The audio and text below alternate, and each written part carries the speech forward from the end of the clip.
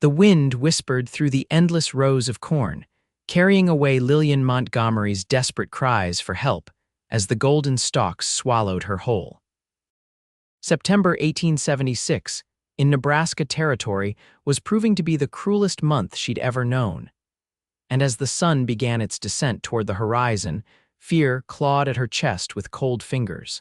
Lillian had never intended to venture so far into the Whitaker plantation's vast cornfields. At 22, she was no stranger to farmland, having grown up on her father's modest property just outside of Redemption Creek. But the Whitaker cornfield was a different beast entirely, a sprawling maze that stretched for acres in every direction, tall stalks reaching toward the heavens like prison bars. She had come to deliver a message to Mrs. Whitaker from her aunt, who ran the town's only dress shop. A simple errand that should have taken no more than an hour. But curiosity, that damnable trait her mother had always warned would be her downfall, had gotten the better of her. Just a peek, she had told herself, venturing between the rows to examine the prize-winning corn that old man Whitaker boasted about at every town gathering. Now, hours later, each direction looked the same as the last, an endless sea of gold and green, rustling mockingly as she stumbled through, her blue calico dress torn at the hem, her boots caked with mud. "Help," she called again, her voice growing hoarse. "Can anyone hear me?" The sun dipped lower, painting the sky in violent strokes of orange and crimson. Darkness would soon follow, and with it, the night creatures that made the fields their hunting grounds. Coyotes, wolves, perhaps even the mountain lion that farmers had reported seeing last spring. The thought sent a shudder through her body. Lillian paused to catch her breath, fighting back tears of frustration. She was not prone to hysterics. Life on the frontier had taught her better, but exhaustion and hunger were wearing down her resolve. She'd been walking for hours, changing direction whenever she thought she glimpsed open space, only to find herself surrounded by more corn. She looked up at the darkening sky, using the fading light to orient herself. West. She needed to head west, toward the setting sun, where the Whitaker homestead and the road back to town awaited. But the dense stalks obscured her view, making it impossible to maintain a straight line. As the last rays of sunlight disappeared, an unnatural stillness fell over the cornfield. The wind died down and the rustling stopped, replaced by an eerie silence that pressed against her eardrums. Then, one by one, the night sounds began: the hoot of an owl, the distant howl of a coyote, the chirping of crickets, and other noises she couldn't identify. Panic rose in her throat. Night had arrived, and with it, all her childhood fears of the dark. Lillian forced herself to keep moving, pushing through the stalks with renewed determination. Her foot caught on something, a root or furrow, and she fell hard, her hands sinking into the damp earth. She allowed herself one moment of despair, a single sob escaping her lips as she knelt in the dirt. Then, drawing a deep breath, she pushed herself back to her feet. The Montgomerys weren't quitters. Her father had taught her that much before consumption took him 3 winters ago. That's when she heard it, the sound of hoofbeats, distant but approaching. Hope flared in her chest. "Here," she shouted, her voice cracking. "I'm over here." The hoofbeats grew louder, and she could hear the cornstalks being pushed aside. Lillian moved toward the sound, her heart pounding. Then suddenly, the corn parted before her, and a horse emerged, its rider tall and imposing in the moonlight that now filtered through the clouds. "Hello," she called, uncertain. The rider dismounted in one fluid motion, boots hitting the ground with a soft thud. He was tall, broad-shouldered, his face shadowed beneath the brim of his hat. "You lost, miss." His voice was deep, with a slight drawl that marked him as not from these parts. "Yes," Lillian admitted, relief making her knees weak. "I've been wandering for hours." He stepped closer, and moonlight revealed his features: strong jaw dusted with stubble, straight nose, and eyes that appeared almost silver in the pale light. He wasn't from town. She would have remembered a face like his. "Name's Elijah Wade," he said, tipping his hat slightly. "Heard someone calling while I was riding the perimeter of the property. Lillian Montgomery." She attempted a curtsy, then felt foolish standing there in her torn dress, covered in dirt. "I came to deliver a message to Mrs. Whitaker and foolishly decided to look at their corn." I got turned around. Elijah Wade nodded, his expression unreadable. These fields can be tricky if you don't know them. Been working for the Whitakers just 2 weeks myself and still don't trust this corn not to swallow me whole. A slight smile softened his face. Lucky I found you before the night took you completely, Miss Montgomery. All manner of creatures come out after dark. I'm grateful, she said, and meant it. The thought of spending the night lost in the cornfield sent another shiver through her. Let's get you back to the house. He turned to his horse, a magnificent chestnut stallion that stood patiently waiting. Can you ride? Yes, Lillian said. Her father had taught her when she was young, though she rarely had occasion to ride these days. Elijah offered his hand and she took it, surprised by the warmth of his calloused palm against her cold fingers. With a strength that made her feel weightless, he helped her mount, then swung up behind her in one smooth motion. Hold on, he instructed, reaching around her to take the reins. The proximity was improper. Her aunt would have fainted at the thought, but Lillian found herself too exhausted and grateful to care about propriety. She leaned back slightly, feeling the solid wall of his chest behind her, and for the first time in hours felt safe. Elijah clicked his tongue, and the horse began moving through the corn with confidence, following a path only it seemed to know. The stalks brushed against them as they passed, whispering secrets Lillian couldn't understand. You're not from around here, she observed, trying to distract herself from the warmth of him at her back. Texas originally, he replied. Been moving north for about 2 years now, working where I can. A cowboy, she asked. She felt rather than saw his smile. Something like that. Drove cattle most of my life, worked as a ranch hand, broke horses when needed. And now you work for the Whitakers. For now, he agreed. Your family from Redemption Creek, born and raised, Lillian said. My father had a small farm just outside town. My mother and I sold it after he passed. She remarried last year, the local banker. And you? I help my aunt with her dress shop. She's teaching me the trade. They fell into comfortable silence as the horse continued its steady pace through the cornfield. Lillian could feel exhaustion settling into her bones, and despite her best efforts, she found herself leaning more heavily against Elijah's chest. Almost there, he murmured after what seemed like an eternity. See those lights? Lillian blinked, focusing on the distance. Sure enough, golden lamplight flickered between the stalks, growing brighter as they approached. Minutes later, they emerged from the cornfield, and the Whitaker farmhouse stood before them, a 2-story white structure with a wraparound porch, Mrs. Whitaker herself burst through the front door as they approached, her round face pinched with concern. Oh, my heavens, Lillian Montgomery, is that you? We've been worried sick. Elijah dismounted first, then reached up to help Lillian down. His hands lingered at her waist a moment longer than necessary before he stepped back. Found her in the north section, he explained to Mrs. Whitaker. Lost her bearings. Mrs. Whitaker tutted, bustling down the steps to take Lillian's arm. You poor dear, come inside this instant. You must be famished and exhausted. Mr. Whitaker was just about to organize a search party. Lillian looked back at Elijah, who was already leading his horse toward the barn. Thank you, she called. I don't know what would have happened if you hadn't found me. He turned, the moonlight catching the silver in his eyes again. Just glad I heard you, Miss Montgomery.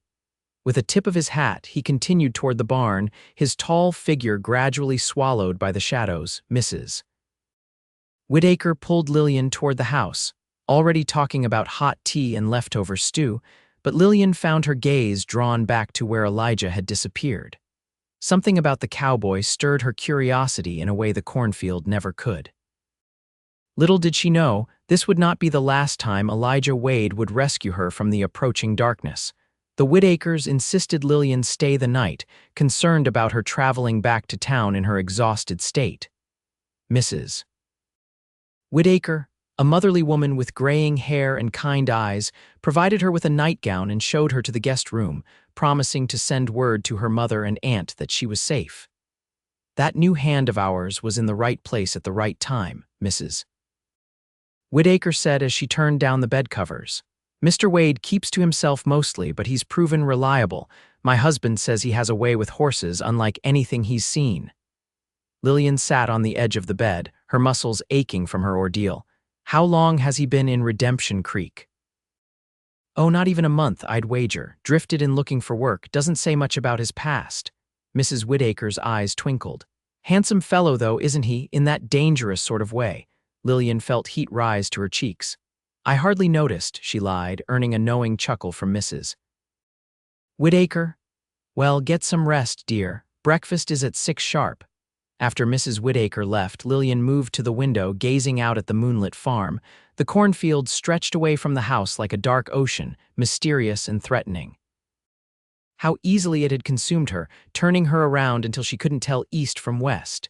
She shuddered, remembering the growing panic as darkness fell. In the distance, a light burned in what she assumed was the workers' quarters, a small cabin set apart from the main house.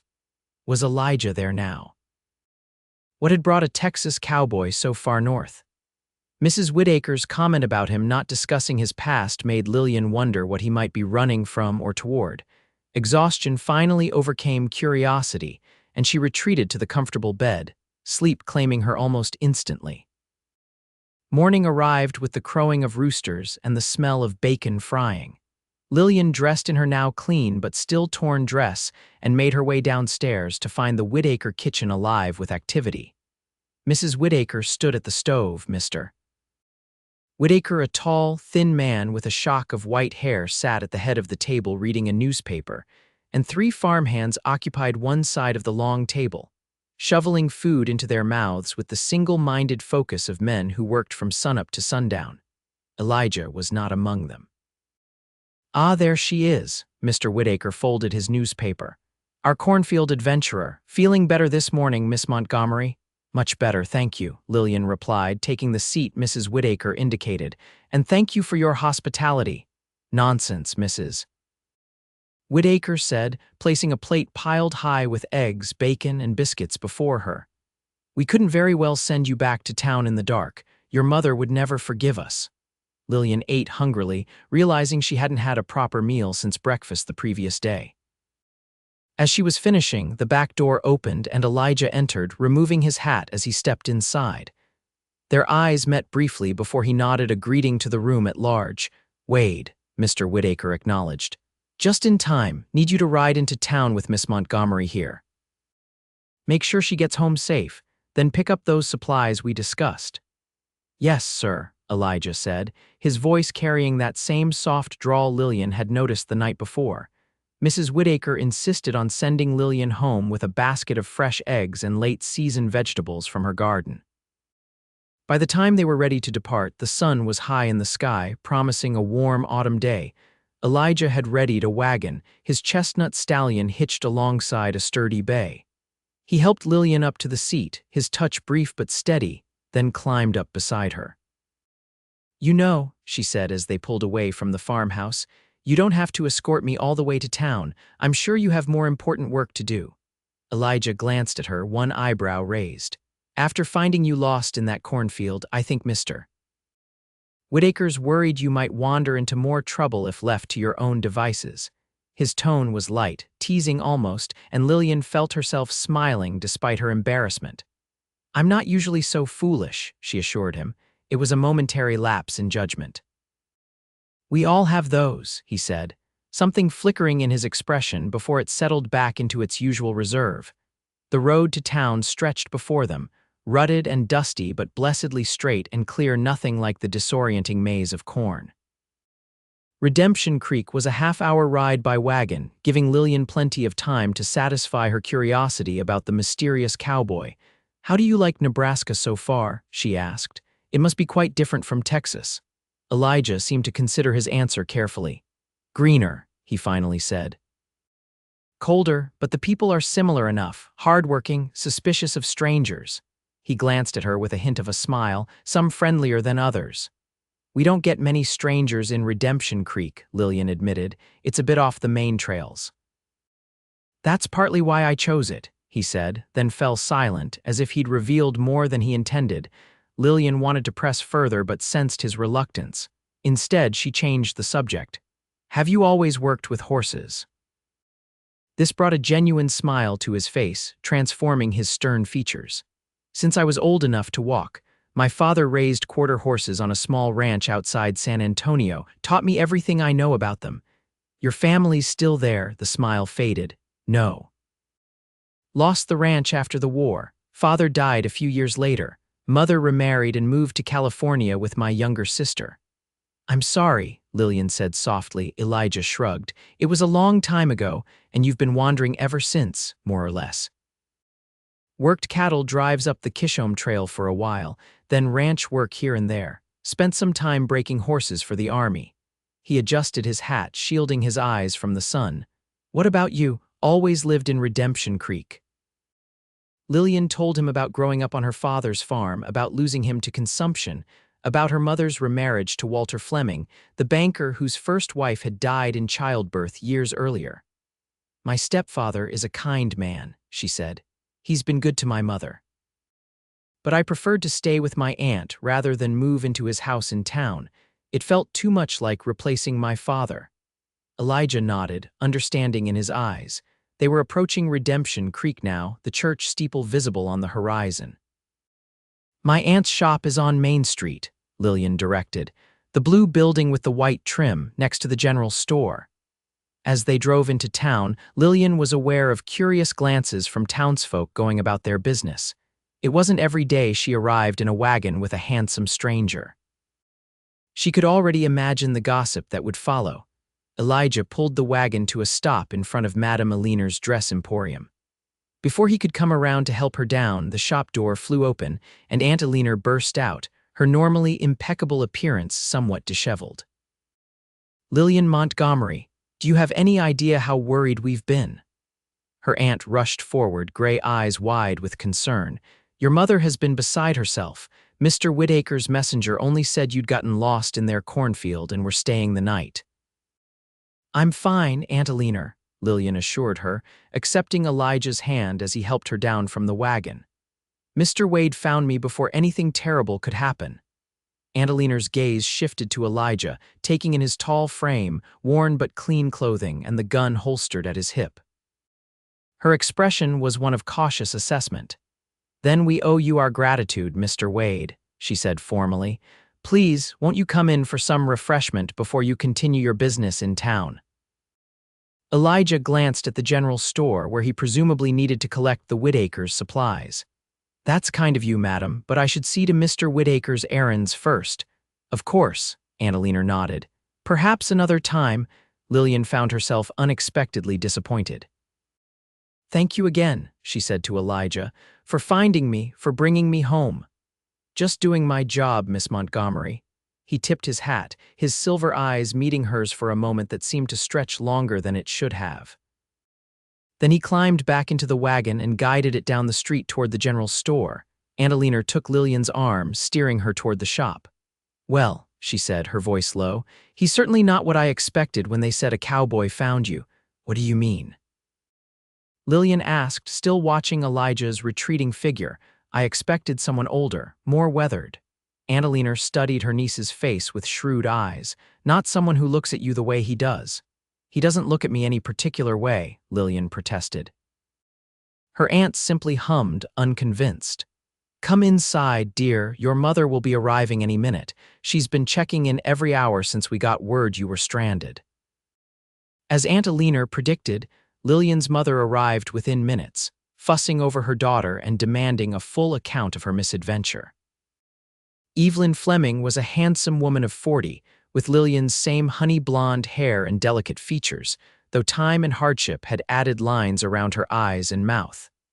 Honestly, Lillian, what were you thinking, wandering into that cornfield alone? She chided, checking her daughter for injuries as if she were still a child. You could have been lost for days. It was foolish, Lillian admitted, but Mr. Wade found me before any real harm could come to me. Yes, this mysterious cowboy, her mother frowned. Walter knows everyone who works in this county, and he's never heard of an Elijah Wade. He's new, Lillian explained, from Texas originally. A drifter then, her mother said with disapproval. Well, we're grateful he found you, of course, but you should be more careful about the company you keep, Lillian. People will talk. Lillian bit back a retort. Her mother had always been concerned with appearances, even more so since marrying the respectable Mr. Fleming. It had been a point of contention between them when Lillian chose to live with her more free-spirited aunt rather than in the Fleming household. "He was a perfect gentleman," Lillian said instead, "and Mr. Whittaker speaks highly of him." Her mother seemed somewhat appeased by this endorsement from a prominent landowner. "Well, just be mindful. A young woman in your position must guard her reputation carefully." The bell above the shop door jingled, and all three women turned to see Sheriff Thomas Grayson enter, removing his hat as he stepped inside. At 35, the sheriff was considered one of the town's most eligible bachelors, with his steady job, clean-cut appearance, and impeccable manners. "Miss Montgomery," he greeted Lillian with a warm smile. "I'm relieved to see you've returned safely. The whole town's been talking about your adventure in the Whittaker cornfield." Lillian suppressed a groan. Of course they had. Nothing stayed private in Redemption Creek for long. "Thank you for your concern, Sheriff," she replied politely. "I was just stopping by the general store when I saw you arrive," Sheriff Grayson continued. "That's one of the Whittaker hands who brought you, isn't it? The new fellow from down south?" "Yes, Mr. Wade," Lillian confirmed. "He found me last night when I got lost." Something flickered in the sheriff's eyes. "Wade, you say? Elijah Wade?" "That's right." Lillian's curiosity was piqued by his tone. "Do you know him?" Sheriff Grayson seemed to choose his words carefully. "Not personally." "The name sounds familiar, that's all. I make it a point to know about newcomers to our area." Lillian's mother jumped in. "Is there something we should know about this man, Sheriff? He did spend quite a bit of time alone with my daughter." "Mother," Lillian protested, embarrassed. The sheriff held up a placating hand. "I'm sure everything's fine, Mrs. Fleming. I'll have a word with him, standard procedure for new arrivals." He smiled at Lillian again. "Just glad you're safe, Miss Montgomery. The prairie can be unforgiving after dark." After the sheriff departed, Aunt Alina insisted Lillian rest, but she found herself too restless to stay in bed. Instead, she helped in the shop, pinning hems and organizing fabric while her aunt attended to customers. Throughout the day, several townswomen found excuses to visit the dress shop, their curiosity about Lillian's ordeal thinly veiled behind questions about fall fashions and fabric orders. By late afternoon, Lillian was exhausted from retelling her story and fielding not-so-subtle inquiries about the handsome cowboy who had rescued her. She was measuring silk for Mrs. Henderson's new Sunday dress when the shop bell jingled again. Looking up, she was surprised to see Elijah standing just inside the doorway, hat in hand, looking somewhat uncomfortable amidst the feminine surroundings. "Mr. Wade," she greeted him, setting aside the fabric. "Did you forget something in the wagon this morning?" "No, madam," he replied, nodding politely to Mrs. Henderson, who was watching with undisguised interest. "Mr. Whittaker asked me to deliver a message to your aunt, said she was expecting a shipment of buttons that came in with his order." Aunt Alina emerged from the back room, her face lighting up at the mention of her long-awaited buttons. "Oh, wonderful. I've had 3 dresses waiting on those pearl buttons for weeks." While her aunt and Elijah sorted out the delivery details, Lillian finished with Mrs. Henderson, who departed with obvious reluctance, clearly wishing to witness more of the interaction between Lillian and the mysterious cowboy. Once they were alone in the shop, Aunt Alina excused herself to fetch the package, leaving Lillian and Elijah in an awkward silence. "How are you feeling today?" he finally asked. "After your adventure." "A bit sore, but otherwise fine," she replied, and somewhat embarrassed by all the attention. "It seems the entire town knows about my foolishness." A hint of a smile touched his lips. Small towns. "Can't sneeze without everyone offering a handkerchief." "Are you staying in town tonight?" Lillian asked, then immediately regretted the question, which sounded far too forward. If Elijah noticed, he didn't show it. "No, heading back to the Whittaker place once I finish my errands. Mr. Whittaker needs help preparing for the harvest." "Of course." Lillian hesitated, then added, "Sheriff Grayson seemed interested to learn you were in town. He mentioned your name was familiar." Elijah's expression shuddered, the warmth disappearing from his eyes. "Did he?" "Is there something I should know?" Lillian asked boldly. "About why a Texas cowboy would drift all the way to Nebraska and react that way to the mention of a sheriff's interest." For a long moment, Elijah said nothing, just studied her face as if weighing how much to reveal. Finally, he sighed. "It's not what you're thinking. I'm not running from the law." "Then what are you running from? Who says I'm running?" His voice was soft but carried an edge of challenge. Annalena returned before Lillian could respond, carrying a small wooden box. "Here we are. Mr. Wade, please thank Mr. Whitaker for bringing these to my attention. I would have been most distressed to learn they'd been sitting at the general store all this time." "Yes, madam," Elijah said, taking the box and tucking it into his saddlebag. He nodded to Lillian, his expression once again guarded. "Miss Montgomery, take care not to wander into any more cornfields." "I'll do my best, Mr. Wade," she replied, frustration coloring her tone. As he turned to leave, the door opened again, admitting Sheriff Grayson, who stopped short at the sight of Elijah. "Mr. Wade," the sheriff said, his hand instinctively moving to rest on his gun belt. "I was hoping to have a word with you before you left town." The tension in the small shop suddenly thickened. Elijah straightened, his posture subtly shifting. "Something I can help you with, Sheriff." "Just a few questions. Standard procedure for newcomers." Sheriff Grayson's tone was friendly enough, but his eyes were watchful. "Perhaps we could step outside." Elijah nodded once, his face expressionless. "Ladies," he said, tipping his hat to Lillian and her aunt before following the sheriff out the door. Aunt Alina moved to the window, peering through the lace curtains. "They're heading to the sheriff's office," she reported. "What do you suppose that's about?" "I don't know," Lillian said, joining her at the window. "But he told me he wasn't running from the law." Her aunt gave her a sharp look. "And when did he tell you that?" "Just now, when I mentioned the sheriff recognized his name." "Lillian Montgomery, what are you getting yourself involved in?" Aunt Alina's tone was more concerned than scolding. "You know nothing about this man." "I know he saved me from spending the night alone in that cornfield," Lillian replied. "I know he was kind and respectful, and I know he's hiding something, but I don't believe it's anything sinister." Aunt Alina sighed. "Your father always said you had more curiosity than caution. Just be careful, dear. Men with secrets often have good reasons for keeping them." Lillian couldn't focus on her work for the rest of the afternoon, her mind constantly wandering to Elijah and what might be transpiring in the sheriff's office. When closing time finally came, she volunteered to take the day's earnings to the bank, hoping to glean some information along the way. The sheriff's office was situated between the bank and the saloon, making it easy for Lillian to walk past without appearing obvious. The door stood open in the late afternoon heat, and she slowed her pace, trying to catch a glimpse inside.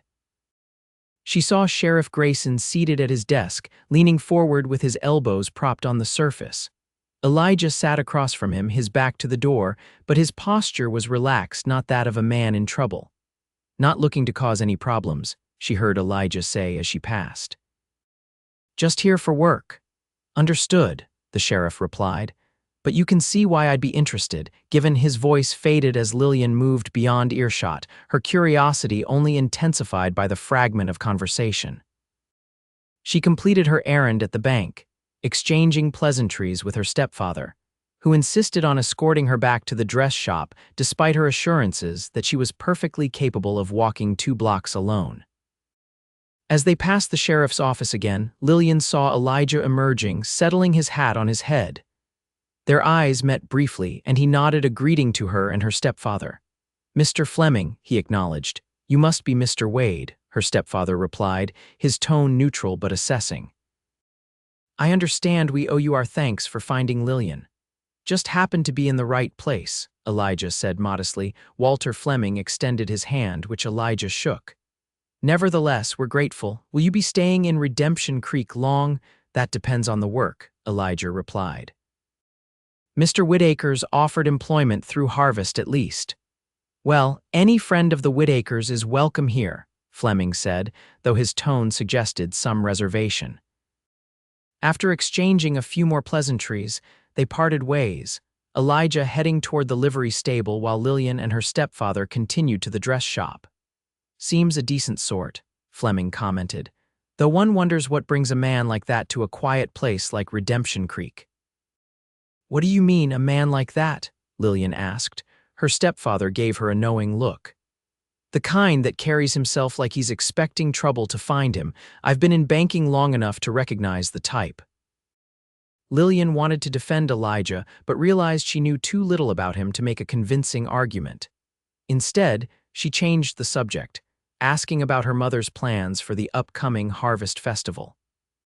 That evening, as Lillian helped her aunt close the shop, she found herself watching the road that led out of town, wondering if Elijah had already departed for the Whitaker farm.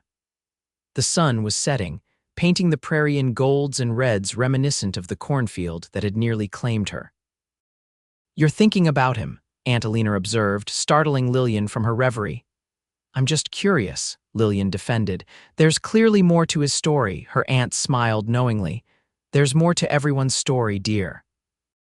The question is whether his story is one you should involve yourself in." Lillian had no answer for that. But as she prepared for bed that night, she found herself drawn to the window, gazing out at the star-filled sky and wondering if somewhere, miles away at the Whitaker farm, Elijah Wade might be looking at those same stars. The next 2 weeks passed without any sign of Elijah in town. Lillian tried to put the mysterious cowboy out of her mind, focusing instead on her work at the dress shop and preparations for the harvest festival. But his face, those silver eyes, that rare smile kept appearing in her thoughts at unexpected moments. She had almost convinced herself she was being foolish when Mrs. Whitaker appeared at the dress shop one afternoon, needing adjustments to her festival dress. "How are the harvest preparations coming along?" Lillian asked as she pinned the woman's hem. "Oh, it's all hands on deck, Mrs. Whitaker replied cheerfully. "Mr. Whitaker says it's the best crop we've had in years. Everyone's working from dawn till dusk." "Everyone's well, I hope?" Lillian tried to sound casual. Mrs. Whitaker's eyes twinkled with understanding. "Mr. Wade is proving quite invaluable. My husband is already talking about offering him a permanent position." Lillian felt a flush creeping up her neck. "That's good to hear. He asked about you, you know," Mrs. Whitaker continued, clearly enjoying Lillian's poorly concealed interest. "Wanted to know if you'd fully recovered from your ordeal in the cornfield." "That was kind of him," Lillian murmured, focusing intently on the pinning. "You should come out to the farm again," Mrs. Whitaker suggested.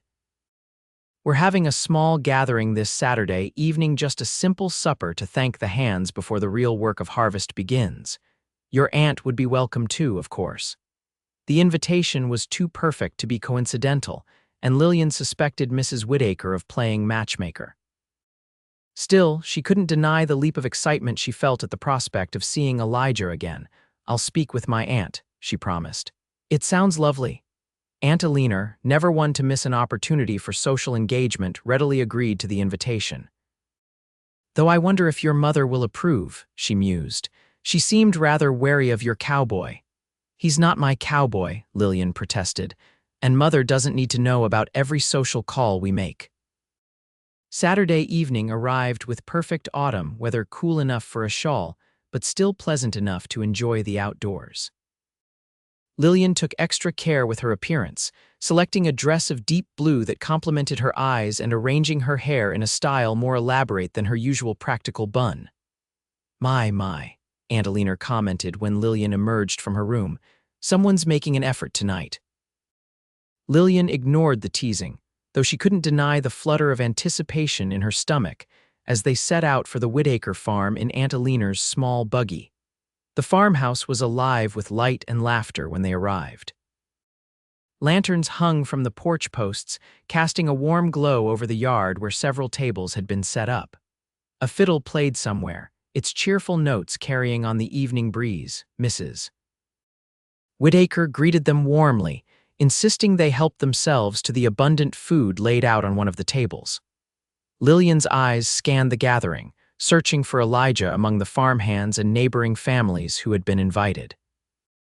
She didn't see him immediately and tried to hide her disappointment as she filled a plate with fried chicken, corn pudding, and fresh bread.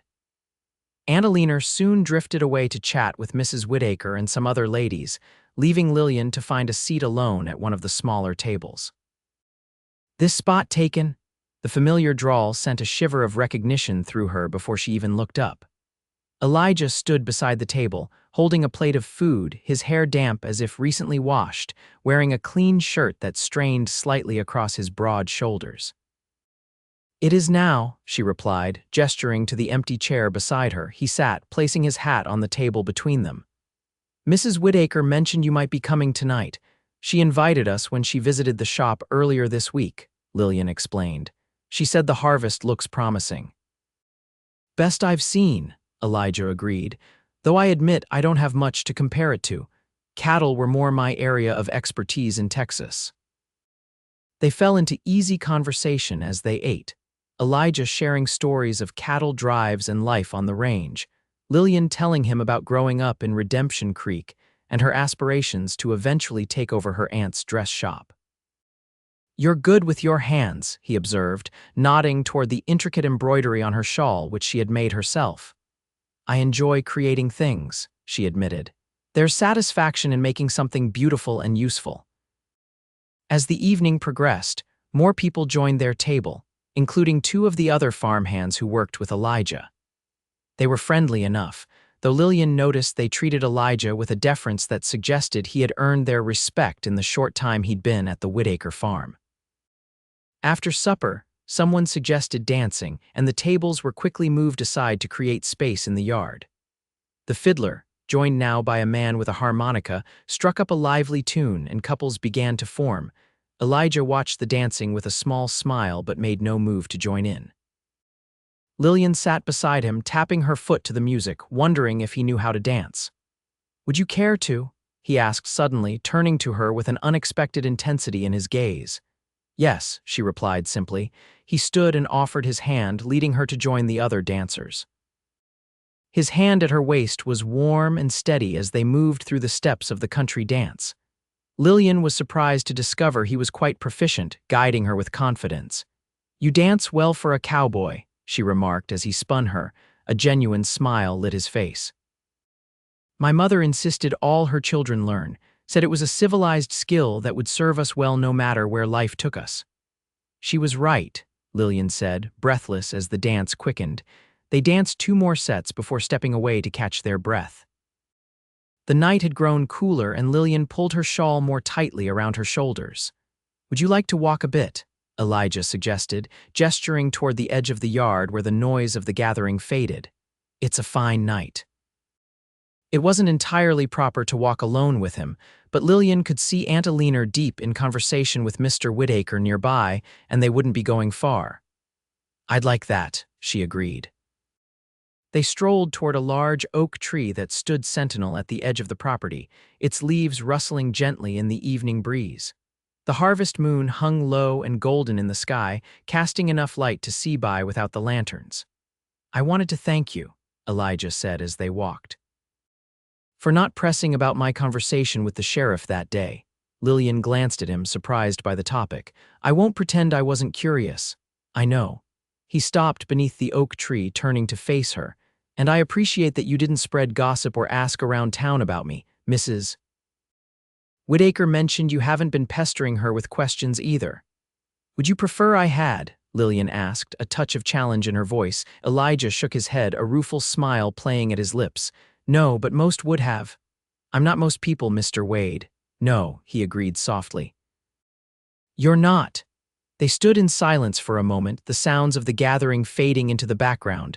Lillian was acutely aware of his proximity, of the way the moonlight caught in his eyes, turning them to quicksilver. What did the sheriff want? She finally asked. If you don't mind telling me, Elijah sighed, leaning against the trunk of the oak tree. He recognized my name from a circular. There was some trouble in Wyoming territory last year, a dispute between cattle ranchers and homesteaders that turned violent. Lillian's eyes widened. Were you involved? Not in the way you're thinking, he assured her. I was working for one of the ranchers, but I refused to participate when they decided to run the homesteaders off their land. Some men were killed. His expression darkened with the memory. I testified against my former employer. The sheriff in Redemption Creek recognized my name from the trial reports. So you're not in trouble with the law, Lillian said, relief evident in her voice. No. But I'm not welcome in Wyoming anymore, not by the ranchers who think I betrayed them, and not by the homesteaders who still see me as one of the cattlemen. He looked away, his profile stark against the night sky. So I drifted south then east, ended up here.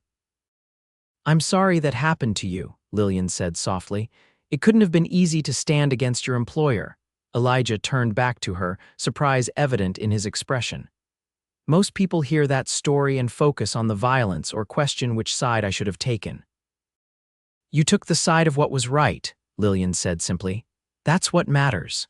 Something shifted in his gaze, a warmth that hadn't been there before. For a moment, Lillian thought he might step closer, might even, "Lillian, are you out here?" Aunt Aliner's voice carried from the direction of the farmhouse. Elijah straightened immediately, putting a respectable distance between them. "We should head back," he said, his voice returning to its usual reserved tone. Lillian felt a pang of disappointment but nodded her agreement. As they walked back toward the light and noise of the gathering, Elijah spoke again, his voice low. "Thank you for listening, for understanding." "Anytime, Mr. Wade," she replied. He smiled at that. "I think after sharing my darkest secret, you might call me Elijah." "Elijah," she repeated, testing the name on her tongue. "Then you must call me Lillian." "Lillian," he echoed, and somehow the way he said it made it sound like a different name, entirely something precious and rare. They rejoined the party just as Aunt Aliner was beginning to look concerned.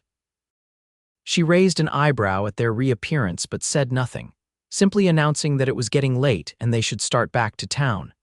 As they prepared to leave, Elijah helped Lillian into the buggy, his hands lingering at her waist a fraction longer than necessary. "Will you be at the Harvest Festival next week?" he asked. "Yes," she replied. "Aunt Aliner and I always attend. Then perhaps I'll see you there." His silver eyes held a promise that made her heart quicken. "I hope so," she said honestly. As the buggy pulled away from the Whitaker farm, Lillian looked back to see Elijah still standing where they had left him, watching until they disappeared into the darkness. The week leading up to the Harvest Festival passed in a blur of activity. The entire town of Redemption Creek was involved in preparations, from decorating the town square to baking pies and preserving the last of the garden vegetables before frost claimed them. Lillian threw herself into helping at the dress shop, where customers streamed in for last-minute adjustments to festival attire.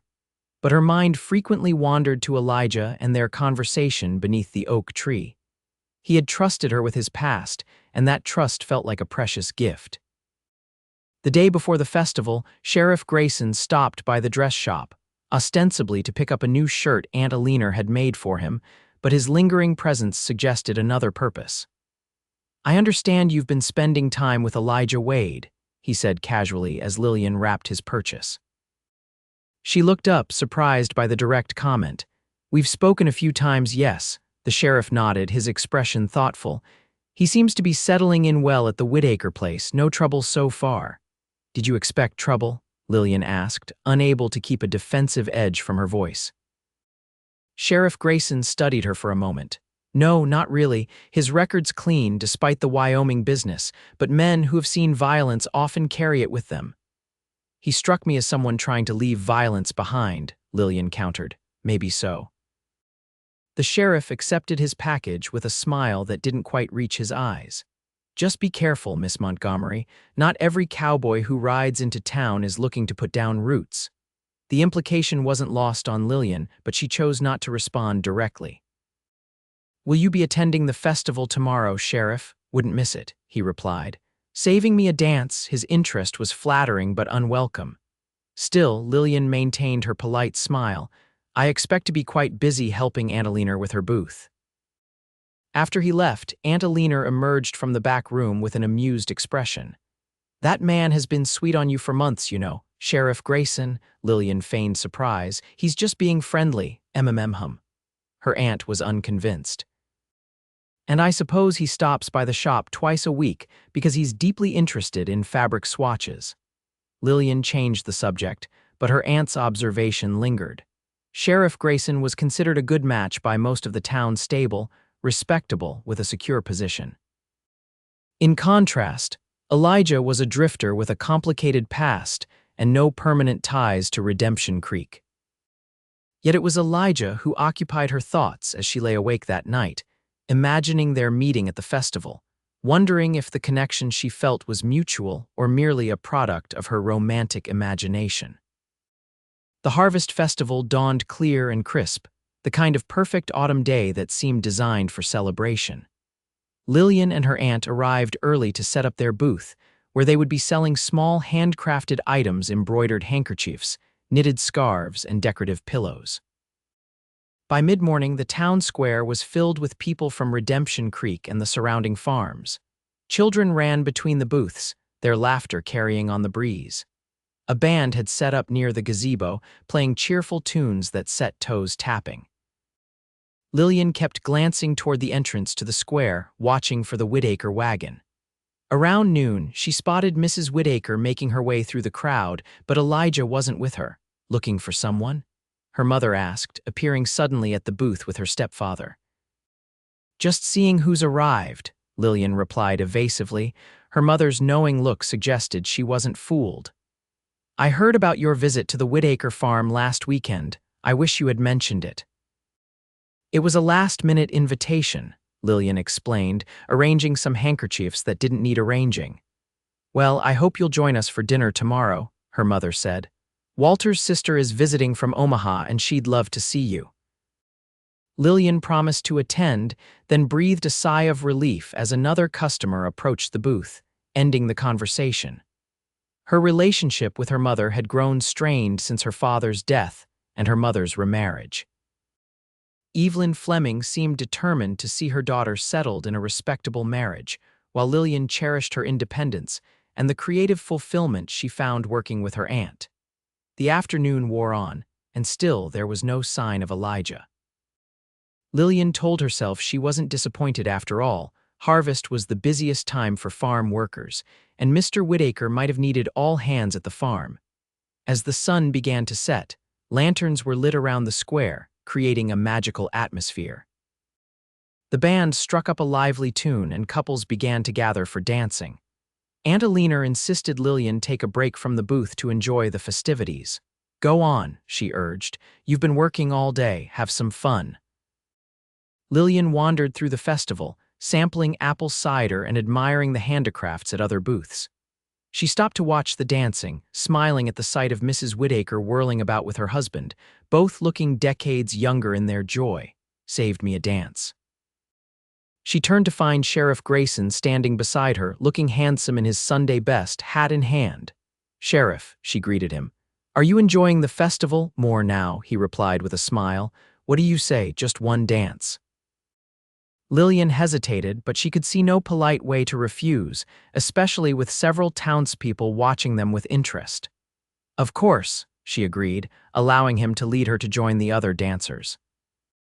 The sheriff was a competent dancer, if not particularly inspired, and Lillian found herself comparing his stiff movements to Elijah's natural grace. Still, she maintained a pleasant expression, making appropriate conversation as they moved through the steps. As the dance ended, Lillian was about to excuse herself when she spotted a familiar tall figure at the edge of the square. Elijah stood watching, his expression unreadable in the lantern light. Her heart leaped at the sight of him, then faltered as she realized how it must look her dancing with the sheriff, smiling and laughing. Thank you for the dance, Sheriff, she said quickly. If you'll excuse me, I should check on my aunt. She made her way through the crowd toward where she had last seen Elijah, but he was no longer there. Scanning the festival, she finally spotted him near the refreshment table, speaking with Mr. Whittaker. Gathering her courage, Lillian approached them. Good evening, Mr. Whittaker, Mr. Wade. Both men turned, Mr. Whittaker greeting her warmly while Elijah nodded, his expression guarded. Miss Montgomery, enjoying the festival? Mr. Whittaker asked. Very much, she replied, though I've been busy at our booth most of the day. Well, I need to find my wife, Mr. Whittaker said, his eyes twinkling as he looked between Lillian and Elijah. I promised her the next dance. Wade, make sure Miss Montgomery gets some cider, best in the county. With that transparent excuse, he departed, leaving them alone in the midst of the crowded festival. I didn't think you were coming, Lillian said after an awkward moment. Almost didn't, Elijah admitted. Harvest keeps us busy, but Mr. Whittaker insisted everyone take a few hours to enjoy the festival. I'm glad you came. She met his eyes directly, wanting him to see her sincerity. His expression softened slightly. You looked like you were enjoying your dance with the sheriff, so he had seen that. He asked, it would have been rude to refuse. Of course. Elijah's tone was neutral, but something in his eyes eased. He's a respectable man, well regarded in town. Yes, Lillian agreed, and not at all the sort of man I find interesting. That brought a smile to his face, small but genuine. Is that so? It is. She took a step closer. I find I prefer men with more interesting stories, men who stand up for what's right, even when it costs them. The intensity returned to his gaze, warming Lillian despite the cool evening air. Would you like to walk? He asked, echoing his invitation from the night at the Whitaker farm. Yes, she replied without hesitation. They moved away from the bustle of the festival, strolling toward the church, which stood on a small hill overlooking the town square. The sounds of music and laughter faded as they climbed the path, replaced by the gentle rustling of leaves and their own footsteps. I've been thinking about you, Elijah said when they reached the top of the hill. More than I should, probably. Lillian's heart quickened at his directness. I've been thinking about you too. He turned to face her, moonlight silvering his features. I don't have much to offer, Lillian. No land, no money to speak of, just my horse and what I can carry. I'm not asking for anything, she said softly. Maybe you should be. His voice was rough with emotion. A woman like you deserves stability, a future, not a drifter with enemies in Wyoming territory. Shouldn't I be the one to decide what I deserve? Lillian challenged. What I want. Elijah stepped closer, close enough that she could feel the warmth radiating from him. And what do you want, Lillian Montgomery? Instead of answering with words, Lillian closed the distance between them, rising on her toes to press her lips to his. It was bold, improper, everything a well-brought-up young lady shouldn't do, and she didn't care. For a moment, Elijah stood frozen, clearly shocked by her initiative. Then his arms came around her, one hand at her waist, the other cradling the back of her head as he returned her kiss with a fervor that made her knees weak. When they finally broke apart, both breathless, Elijah rested his forehead against hers. That was unexpected, he murmured. I'm not usually so forward, Lillian admitted, her cheeks burning. I'm not complaining. His thumb traced the line of her jaw, a touch so gentle it made her heart ache. But I'm still a man with nothing to his name. You have more than you think, Lillian countered. Integrity, courage. Skills that any farm or ranch would value. You make me sound better than I am, or maybe you don't see yourself clearly. They stood together in the moonlight, the future uncertain but full of possibility. Lillian knew there would be obstacles: her mother's disapproval, the town's gossip, Elijah's own reluctance to believe he deserved happiness. But in that moment, with his arms around her and the harvest moon blessing them from above, those obstacles seemed surmountable. I should get you back to the festival, Elijah said eventually, before your aunt sends out a search party. Lillian smiled at that. She's more understanding than you might think, but yes, we should go back. They walked down the hill hand in hand, neither rushing to rejoin the celebration. As they approached the edge of the town square, Elijah stopped, turning to face her once more. I won't make promises I can't keep, he said seriously, but I want you to know that for the first time in years I'm thinking about staying somewhere, putting down roots. The significance of his words wasn't lost on Lillian. I'm glad, she said simply. They parted at the edge of the festival, Elijah heading to rejoin the Whitaker group while Lillian returned to her aunt's booth. Aunt Alina took one look at her niece's glowing face and raised an eyebrow but said nothing. As the festival wound down and they packed up their unsold items, Lillian spotted Elijah helping the Whitakers load their wagon. Their eyes met across the square and he tipped his hat to her, a gesture visible to anyone watching but somehow deeply personal between them. Well, Aunt Alina said as they climbed into their buggy for the short ride home, I'd say this harvest festival was particularly fruitful for some. Lillian couldn't help but smile. Perhaps it was. Your cowboy seems a decent sort, her aunt continued, though your mother will have opinions. She always does, Lillian sighed, but this is my life, not hers. Aunt Alina patted her hand. That's the spirit, dear, now tell me everything. And don't leave out a single detail. As the buggy rattled through the quiet streets of Redemption Creek, Lillian looked up at the star-filled sky and felt a sense of possibility she hadn't experienced before. Whatever came next, her mother's disapproval, the town's gossip, the challenges of loving a man with a complicated past, she would face it with the same determination that had seen her through the night in the cornfield. After all, if she hadn't gotten lost that night, if Elijah hadn't found her before darkness claimed her completely, they might never have met at all. Sometimes, she reflected, losing your way was the only way to find what you were truly seeking. The weeks following the Harvest Festival brought significant changes to Lillian's life. True to her prediction, her mother was less than thrilled about her daughter's interest in the mysterious cowboy. Of all the eligible men in Redemption Creek, Evelyn lamented during Sunday dinner at the Fleming house, you choose a drifter with no prospects and a questionable past. His past isn't questionable, mother, Lillian replied, maintaining her composure despite her frustration. He stood against injustice even at personal cost. That speaks to his character. Character doesn't put food on the table or a roof over your head, her mother countered. Walter Fleming, who had remained silent during the exchange, finally spoke up. Elijah Wade came to see me at the bank yesterday, he said casually, buttering a roll. Both women turned to him in surprise. Whatever for? Evelyn asked. He's interested in opening an account, Fleming explained. Says he's considering staying in Redemption Creek permanently if there's opportunity for him here. Lillian's heart leaped at this news. What did you tell him? Her stepfather smiled slightly. I told him that with his experience with livestock and Mr. Whitaker's recommendation, he might do well to consider the parcel of land that came to the bank when old Jensen couldn't make his payments. It's not large, 40 acres, but it has good water access and could support a modest cattle operation with proper management. You offered to sell him land. Evelyn asked, clearly shocked. I offered to discuss terms that might make it possible for a hard-working man to establish himself, Fleming corrected. It's good business and good for the town to have young, skilled people putting down roots. Lillian impulsively kissed her stepfather's cheek. Thank you. He patted her hand awkwardly, unused to such displays of affection from his stepdaughter. Don't thank me yet. The man will have to work extremely hard to make a go of it, but from what I've heard from Whitaker, hard work isn't something Wade shies away from. Evelyn looked between her husband and daughter, her expression softening slightly. Well, if he's serious about establishing himself properly, I suppose we could invite him to dinner, get to know him better.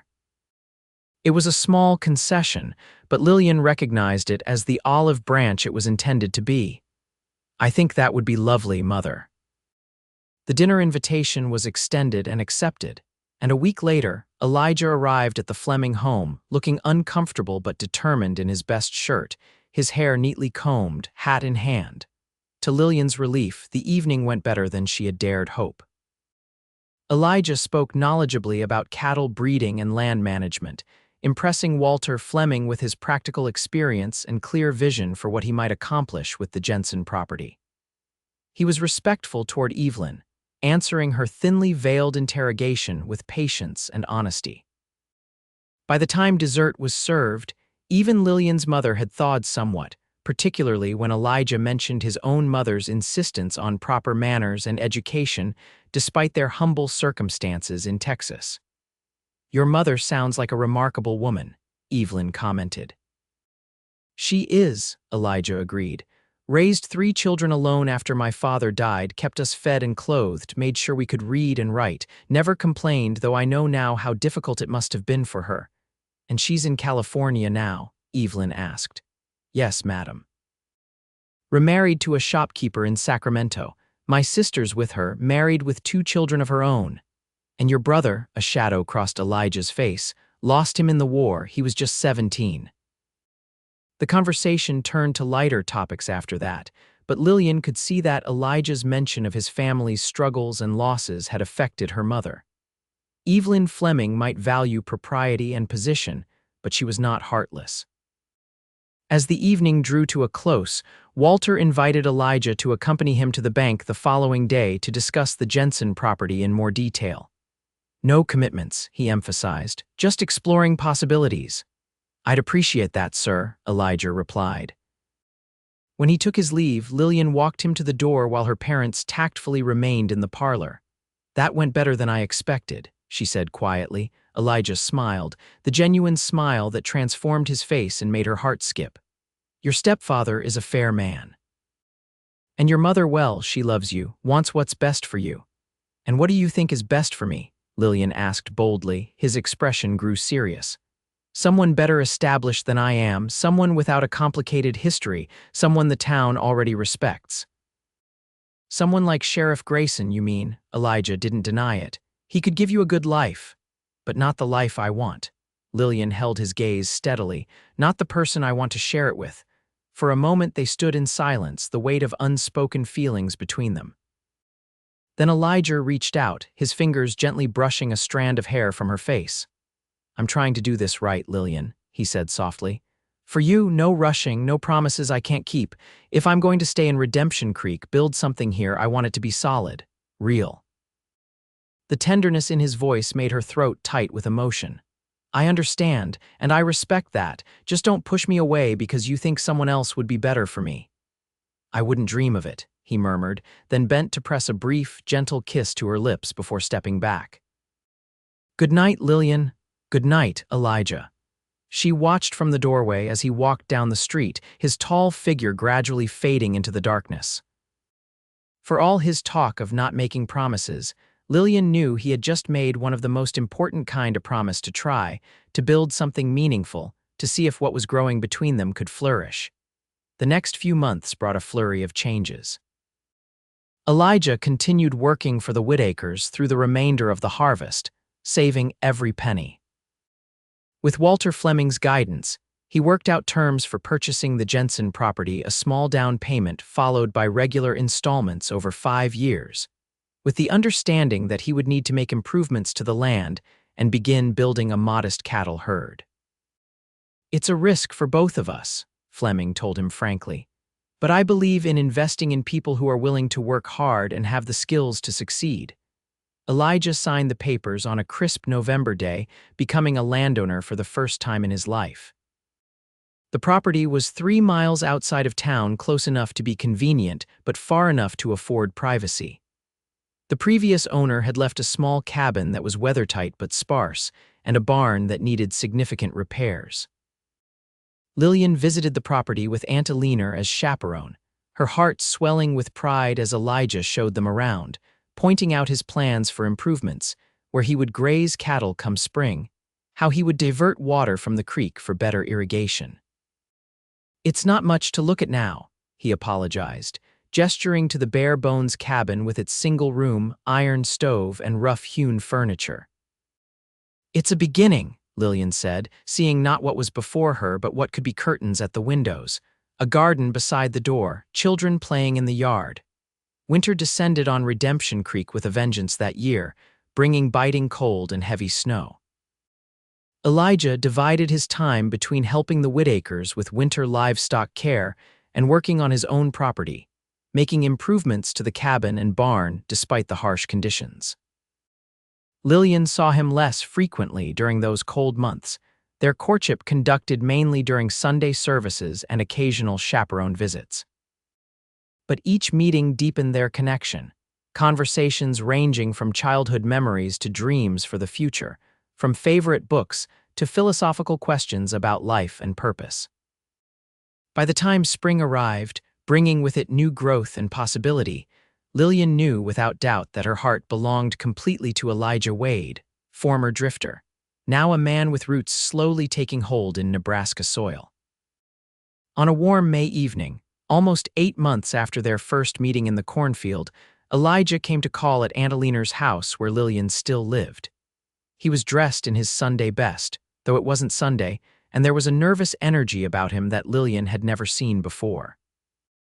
Aunt Alina discreetly made herself scarce, retreating to her sewing room with a knowing smile after offering them tea on the front porch. The property's coming along, Elijah said as they sat side by side on the porch swing. Barn's fully repaired now, added a proper roof to the lean-to.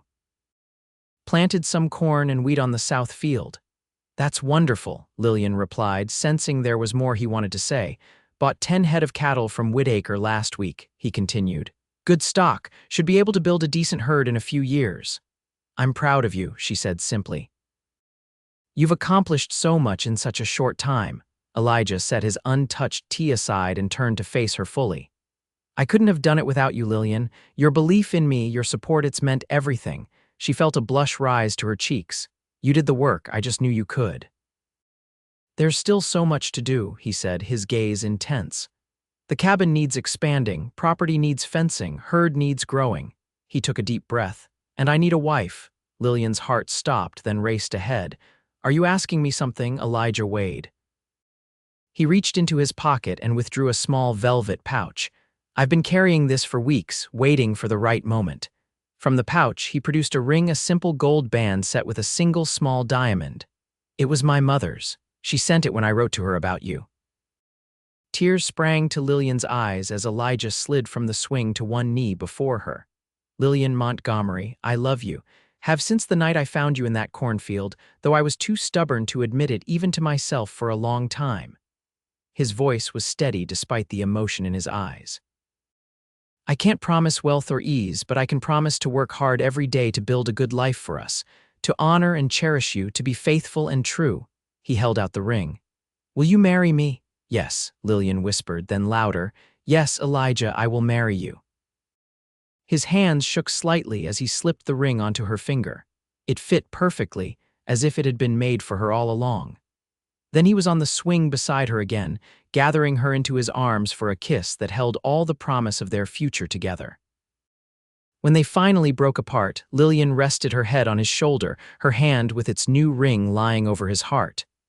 I think I've been waiting for you my whole life, she murmured. Even before I knew you existed. Elijah pressed a kiss to the top of her head. Then it's a good thing I found you in that cornfield before the night took you completely. The best thing, Lillian agreed, knowing that getting lost had led her exactly where she was meant to be all along. They were married on a perfect June day, the ceremony held in the white church on the hill where they had shared their first kiss during the harvest festival. The entire town turned out, curiosity about the drifter turned rancher and his bride bringing even those who had initially disapproved of the match. Lillian wore a dress of ivory silk that she and Aunt Alina had labored over for months, incorporating lace from her mother's wedding gown. Elijah stood tall and proud at the altar, the nervousness in his eyes giving way to wonder as Lillian walked toward him on her stepfather's arm. Even Evelyn Fleming had come to accept their union, especially after meeting Elijah's mother and sister, who traveled from California for the wedding. Helen Wade was a dignified woman whose clear love for her son and gracious manners won over Lillian's mother completely. He's a good man, my Elijah, Mrs. Wade told Lillian the night before the wedding. Stubborn as the day is long and too serious sometimes, but he loves with his whole heart. Always has. I know, Lillian replied, already feeling a kinship with this woman who had raised the man she loved. I'll take good care of him. Mrs. Wade smiled, her eyes the same silvery gray as her son's crinkling at the corners. I believe you will, and he'll take care of you. That's how marriage should be. The wedding celebration lasted well into the evening, with dancing and feasting and well wishes from neighbors and friends. Sheriff Grayson even made an appearance, graciously offering his congratulations before departing early. When it was time to leave, Elijah helped Lillian into the wagon that would take them to their home decorated with flowers and ribbons by well-wishers. As they drove away amid cheers and thrown rice, Lillian leaned against her husband's shoulder, a profound contentment settling over her. The cabin had been transformed in the weeks leading up to the wedding. Elijah had added a second room to serve as their bedroom, with windows on 2 walls to catch the morning light. Lillian had sewn curtains and a quilt, and Aunt Alina had contributed a rocking chair for the porch. It was still modest by any standard, but to Lillian, it was perfect, the beginning of the life they would build together. That night, as they came together as husband and wife for the first time, Lillian discovered yet another facet of the man she had married: his tenderness, his patience, his desire to please her above himself. In the quiet aftermath, lying in his arms with moonlight streaming through the window, she felt a completeness she had never known before. Happy, Elijah murmured against her hair. Perfectly, she replied, pressing a kiss to his chest just above his heart. Are you?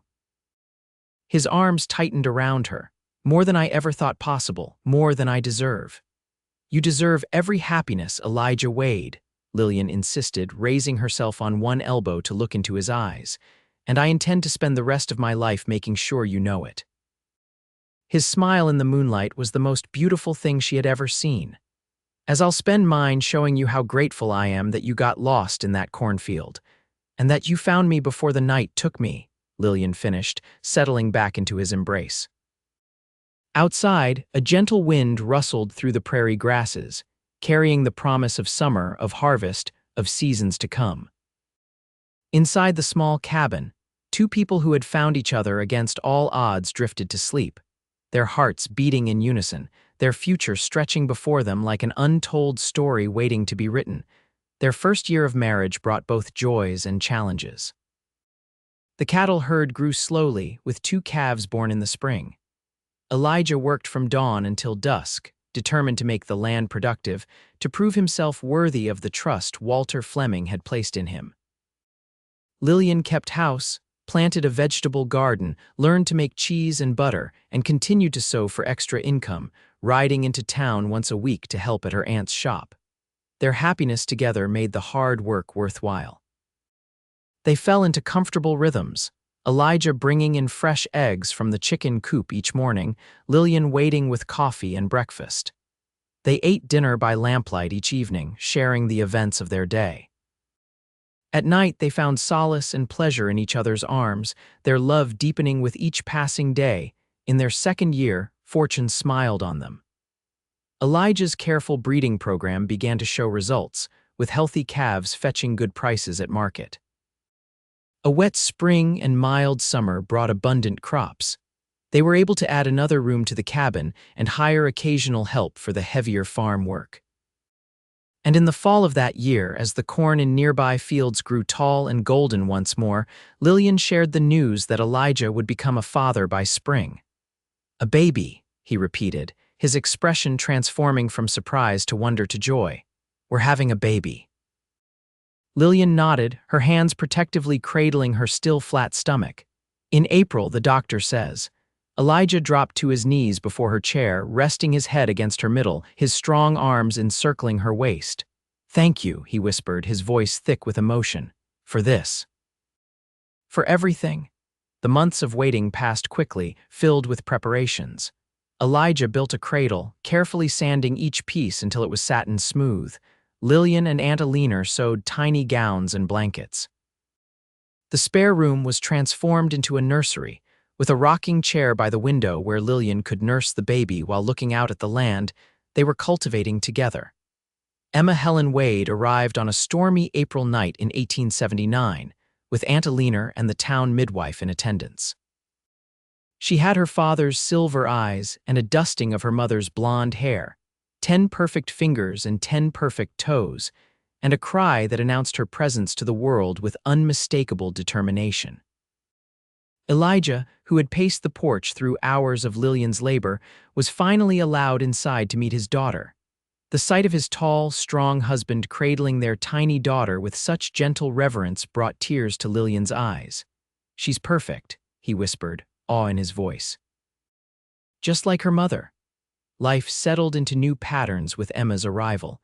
Nights of interrupted sleep, days structured around feedings and naps, the constant marvel of watching their daughter discover the world around her. Elijah proved to be a devoted father, often carrying Emma in a sling across his chest as he went about his less strenuous chores, telling her about the cattle and crops, the changing seasons, the history of the land they called home. By Emma's first birthday, the Wade Ranch was thriving. They had expanded to 30 head of cattle, added pigs and more chickens, and planted an orchard that would bear fruit in years to come. The cabin now boasted a proper kitchen, 3 bedrooms, and a parlor with bookshelves Elijah had built to house Lillian's growing collection. They hosted a small party to celebrate both Emma's birthday and their growing prosperity. The Whittakers came, along with Aunt Alina, Lillian's mother and stepfather, and a few neighbors who had become friends. As Lillian watched Elijah proudly showing Walter Fleming the improvements to the barn, Emma perched on his shoulders. She felt a wave of gratitude so intense it brought tears to her eyes. 3 years ago, she had been lost in a cornfield as darkness fell, frightened and alone. Now she stood at the center of a life rich with love, purpose, and connection. "You're looking thoughtful," Aunt Alina observed, joining her on the porch. "Just counting my blessings," Lillian replied, linking her arm through her aunt's. "They're too numerous to finish." "It does my heart good to see you so happy," her aunt said. "Your Elijah has proven himself to be quite the man."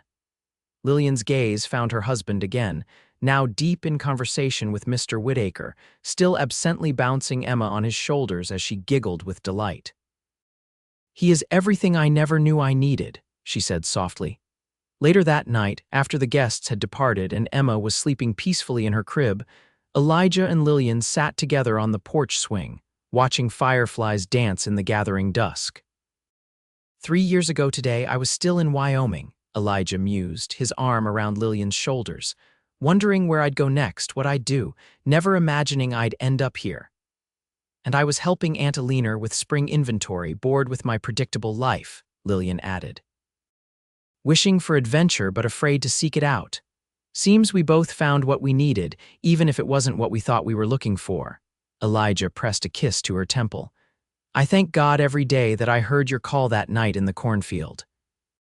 "As do I," Lillian agreed, resting her head on his shoulder.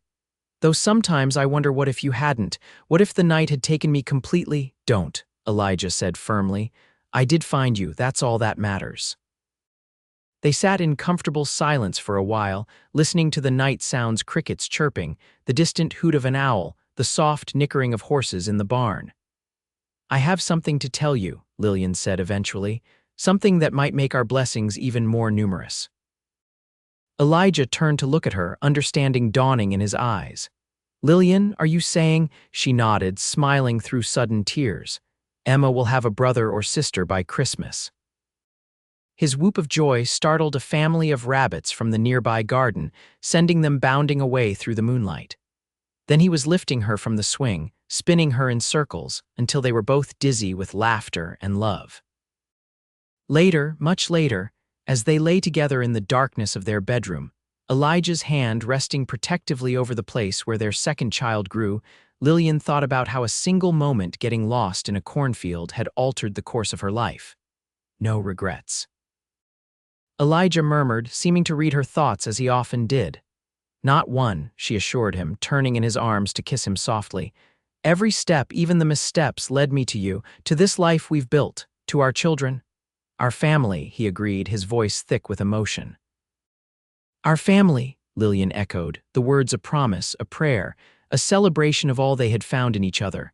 Outside, the wind whispered through the tall grass, carrying the scent of earth and growing things. Above, stars scattered across the velvet sky like diamonds on black silk.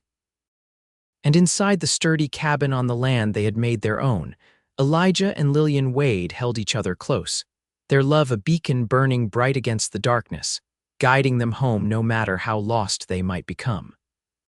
For they had learned the most important lesson of all, that sometimes you had to lose your way to find your heart's true destination. And that love, once found, was a light that could pierce even the deepest night, bringing you safely home to where you were always meant to be.